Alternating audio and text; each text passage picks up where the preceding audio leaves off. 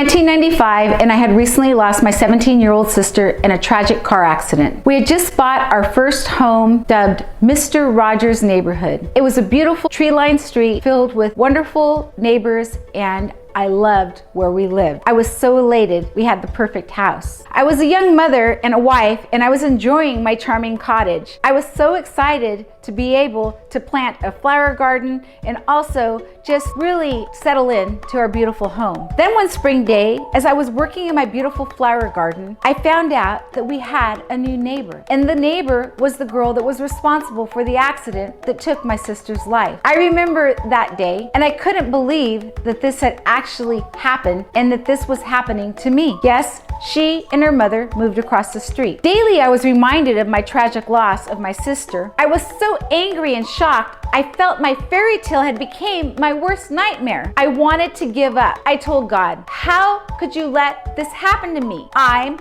your girl. I heard nothing. I heard silence. I was devastated. 18 months passed, and I wanted to move from my beloved house. I wanted to stay inside. I wanted to shut the door. I wanted to shut the curtains. I wanted to buy a U-Haul just so I did not have to look across the street. How would I ever face the world again? I looked all over for a solution, and I was so desperate to feel better. I was sad. I was lonely. I was confused, and I missed my sister. How can I live with such pain, you ask? Yes, I was like you and many others. I couldn't face the reality of living with the death of my sister, and I was reminded directly and daily of my loss. I wanted to wake up from my bad dream, but guess what happened? This day, I knew I couldn't skip, I couldn't fast forward, and I couldn't shut out the pain. I couldn't disappear.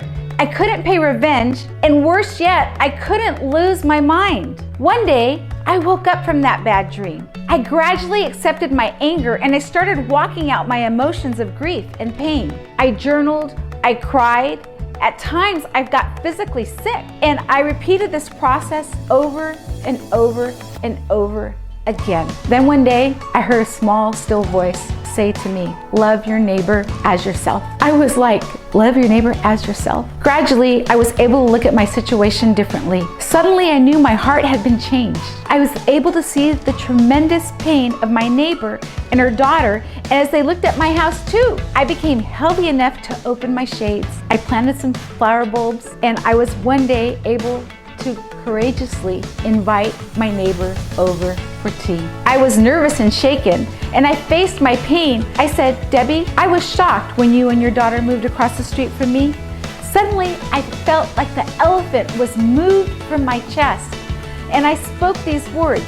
I knew this is not your fault. I know it's not your fault, and I forgive you and your daughter. As I handed her a card, we both started crying, and we looked at each other. Within a couple of weeks, they moved. The house went up for sale. And I remember I was able to find a new mindset that allowed the creator of the universe to do the surgery that was on my broken heart. I gradually created creative plans of action to help the healing of my broken and grieving heart. I started learning creative ways to help my mind, my heart, and process this painful grief. I did have a lot of hard work, but this hard work brought me to where I am today. By God's grace, I've been able to restore my mind, my body, and my spirit, and I've been able to find the courage to be able to find Good Grief Coaching Girl and be the president of Bereavement Network Resources of Sacramento. I would love to talk to you more about my community and my resources, offering hope and creative ways to heal your heart.